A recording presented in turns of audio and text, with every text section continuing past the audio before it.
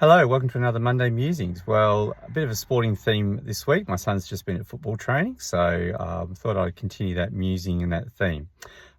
Might be a bit of conjecture on this, and I'd be interested to hear what people think. My musings is around, should we be going all out to celebrate and affirm people when they go over and above what's required of them in their job, or should we be creating conditions where a person can just turn up and actually do the job that's asked of them? Now, I think I lean a bit towards the latter at the moment, but that's just me personally. Outside of my working life, some of you who know me would know that I also coach sport. I consider myself a very keen student and learner of all things related to sports coaching and how we motivate others, both in teaching and in sports in general.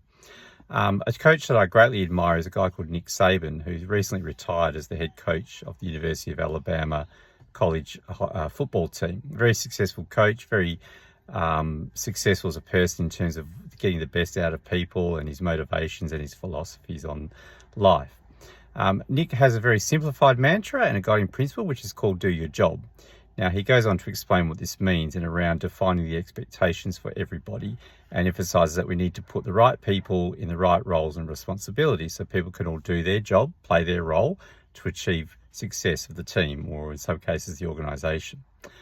Part of this is also getting the right people on the bus and getting the wrong people off the bus, and a nod to Adam Grant, who talks about that as well. But identifying the personal characteristics we want in each person and the critical factors that enable them to play their position or to do their role. And I guess that's what we mean about doing your job. Now, personally, this resonates for me. If we get this right, then everyone's able to do their job, and the team, the class, the school, the organisation functions more effectively, and we all achieve success. The part I really connect with, however, is what Nick Saban also has said. He said, once it is defined, you have to be responsible for your own self-determination, and that is what accountability is. And I love this. He says, you have to be willing to work with people and willing to serve other people. Do you pray to be blessed or to be a blessing? When somebody else has to bless you, but they can be a blessing to everybody. I'll start again. You have to be willing to work with people and willing to serve others. Do you pray to be blessed or to be a blessing? Where somebody else has to bless you, but you can be a blessing to everybody that you meet in everything you do. So, what are your thoughts on this? Should we focus just on doing our job?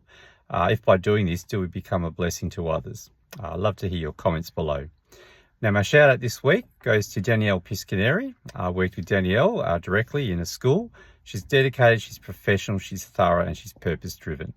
I had the privilege of working with her and watching her grow and develop some initiatives at the schools and projects, and the way that she's very driven in terms of the way she